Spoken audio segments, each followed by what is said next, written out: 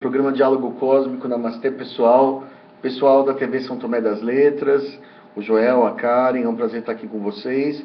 Aqueles que me ouvem depois no YouTube, via Facebook, me procuram. É um prazer estar aqui com vocês, tentando trazer sempre uma novidade, tá? E hoje, o Gustavo, a pedido do Gustavo, ele perguntou a minha opinião, Gustavo Silva, se eu não me engano. Gustavo me perguntou o que eu achava de uma entrevista do Project Camelot. Bom, o Project Camelot, para quem não sabe, é a Carrie Cassidy. É uma americana que ela começou um projeto, antigamente era com o Bill Ryan. Era um casal, aparentemente um casal ou dois amigos, não fica muito claro isso.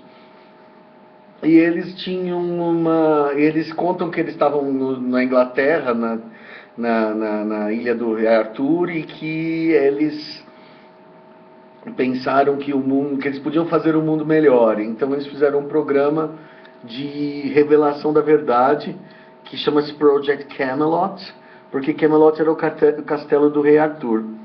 E essa Carrie Cassidy, que ficou depois sozinha, não sei se o que aconteceu, ninguém explica direito, isso me explicar direito o que aconteceu entre ela e o Bill Ryan. Mas em suma, ela continuou sozinha tocando o projeto do Project Camelot, que é muito bom, né? Que é mundial, de referência mundial. Eu acho que nos Estados Unidos os dois programas de referência à ufologia, coisas assim, mais interessantes que eu conheço é o Project Camelot e o programa do Art Bell, né? Bom, só que os programas da Carrie Cassidy são longos, são programas de 1 hora e meia e tal. E eu tenho uma vida terrível, né? Então, assim, eu tenho muito pouco tempo para ver aquilo. As pessoas falam assim, o que você achou do episódio tal, o que você achou do episódio tal? Eu falo assim, olha, eu não consigo nem sentar para almoçar, como é que eu vou ver esses episódios todos? Alguns são chatos, alguns me parecem, assim, viagem da maionese da pessoa que está falando, alguns têm mais sentido para mim, né? Mas em suma, aí a Carrie Cassidy fez um que foi muito interessante com um cara que realmente eu escutei inteiro e ele fala várias coisas que eu não sei se eu concordo ou se eu discordo, mas eu vou comentar. Eu acho que dá para fazer uns 2 programas só em cima do que ele falou, que é o capitão da Marinha, Mark Richards.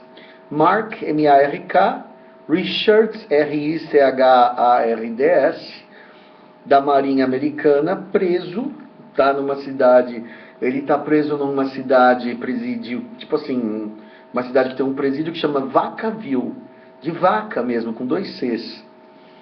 V-A-C-C-A-Ville, Vacaville, é uma cidade que presídio lá dos Estados Unidos, que tem uma unidade prisional, e esse cara garante que ele foi o capitão, que, embora ele fosse da Marinha, que conduziu a batalha que ocorreu no edifício Dulce. Para quem não sabe, o edifício Dulce é aquele edifício onde onde os ETs faziam trabalhos conjuntos com os humanos, né, com militares humanos, experiências com seres humanos, experiências macabras, experiências proibidas, né? E que aí existiu um certo conflito entre as duas partes e acabou havendo uma batalha entre ETs e humanos lá embaixo, porque o edifício Dulce era subterrâneo, em Dulce, New Mexico. E aí esse capitão Mark Richards teria sido vamos dizer, um dos capitães principais nessa operação de defesa, de controle de uns Greys que estavam lá, que se enfureceram, algumas outras entidades que estavam lá, talvez reptilianos, uma turma que se enfureceu lá embaixo. E aí o capitão Mark Richards, aparentemente parece que mais ou menos parecido com o que aconteceu com o Coronel Ranger, ficou com vontade de falar o que ouviu, e ele foi injustamente acusado de um assassinato, e nos Estados Unidos, como você sabe, prisão por assassinato é perpétua ou execução. Ele não foi executado, mas está numa prisão perpétua. A mulher dele se chama Joanne, e essa Joanne leva a Carrie Cassidy até a porta da prisão e fala assim, olha, você não pode filmar, Você não pode filmar a cara dele falando, é uma prisão de segurança máxima. Você não pode gravar a voz dele. Você vai ter que lembrar o que ele disse, entendeu? E falar para o teu público que você ouviu, e o teu público vai ter que acreditar que o que você está falando é verdade. E a Carrie Cassidy topa, né? Quentíssimo o negócio, né? E aí ela entra e conversa com ele. Tem até que pôr roupas mais discretas, né? Para visitar a prisão nos Estados Unidos, mulher não pode mostrar busto, tem que pôr roupa coberta até o braço. Então quase pôs uma burca para ir lá falar com o cara, né? Tem toda uma história. Ela entra, fala com ele por 1h30, é o tempo máximo permitido, né? E volta com um tesouro de informação que a gente pode refutar como verdadeiro ou não, mas eu vou repassar para vocês de uma forma resumida, porque foi longuíssimo o que ele falou e muita coisa, entendeu? Assim, às vezes redunda um pouco, né? Bom, então vamos começar. Como ele participou da batalha lá, ele falou que existem alguns tipos diferentes de reptilianos. Um tipo de reptiliano que chama-se raptores, que é uma abreviação do Velociraptor, que seriam, na verdade, não extraterrestres, seriam evoluções do dinossauro que sobreviveram, do Velociraptor. Aquele Velociraptor que aparece no Jurassic Park, ele é pequenininho, né? E ele anda em bandos e ele é carnívoro e muito inteligente. Por exemplo, o Troodonte. O Troodonte, ele poderia ter evoluído a vida inteligente e, segundo o Mark Richards, evoluiu de fato. Então existe uma raça reptiliana autóctone da Terra, nascida na Terra, que descende do dinossauro, que evoluiu a inteligência a partir do dinossauro. Então, segundo Mark Richards, aquele dossiê Lacerta, que a Lacerta falava isso, está certo. E eu estou errado, porque eu falava que não acreditava na Lacerta, né? E ele fala que esses raptors, né, se consideram os donos da Terra, evidentemente, e são, num certo sentido, mais antigos que o homem, milhões de anos, e muito mais, como que eu vou dizer,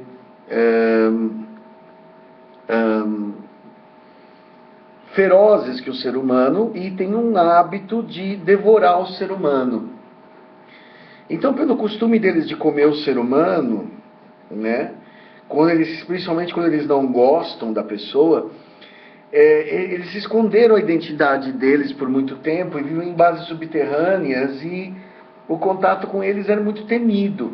E eles, na verdade, eles conseguem controlar a vontade deles, o apetite deles por carne humana, né?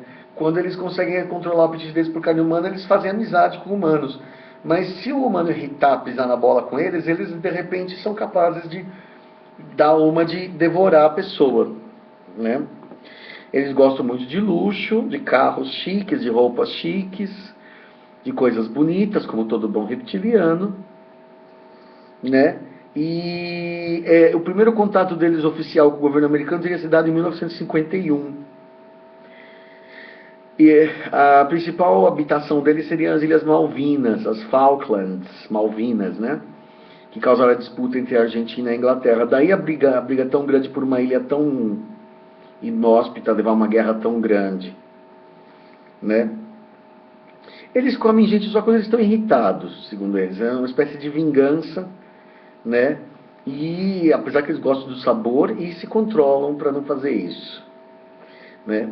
E também existe uma coisa que, por exemplo, quando você encontra, segundo o capitão Mark Richards, os ETs como os humanos não têm uma uniformidade. Então, quando você encontra uma nave ET, ou um grupo ET, ou um grupo de reptilianos, ou qualquer coisa, você não sabe se eles são daquele tipo que é favorável ao humano ou tipo que é desfavorável ao humano. É muito difícil adivinhar, né? E também esses tipos de reptiliano, os raptors, né? Eles não têm o grau de telepatia que os reptilianos extraterrestres têm. Porque o reptiliano extraterrestre é mais evoluído, entendeu? Nesse sentido das habilidades telepáticas, né? Os reptilianos extraterrestres, eles também se consideram donos da Terra. Todos os três grupos, existem um grupo de reptiliano, segundo ele, que são os raptors nativos. Existe um tipo de reptiliano de aparência mais parecida com o humano, ou seja, bípede, sem rabo, e com uma carinha mais chata. Isso eu já percebi, que existe um reptiliano mais chatinho, mais parecido com o humano, e existe outro reptiliano que tem mais cara mesmo de dinossauro, de lagarto, com um focinho de... Quando eu me vi, por exemplo, eu me vi um do segundo tipo, com a cara comprida de dinossauro mesmo e rabo, né? Então, esse tipo de outro, esse de aparência menos humana, ambos se associam com o humano, né? De uma forma mais ou menos, né? Mas eles também se consideram, possíveis donos, governantes da humanidade, da Terra no futuro. E os Raptors, eles também ficam brigando, porque eles acham que eles têm a primazia. Quer dizer, teria uma briga interna entre as três facções reptilianas, né? Por essa primazia. E depois existiriam também os Dracos, que são aqueles reptilianos alados, né? Que eles chamam de Shiakars, né? Os dragões alados. Esses não têm história, esses realmente não curtem o ser humano, têm uma dificuldade muito grande de gostar do ser humano.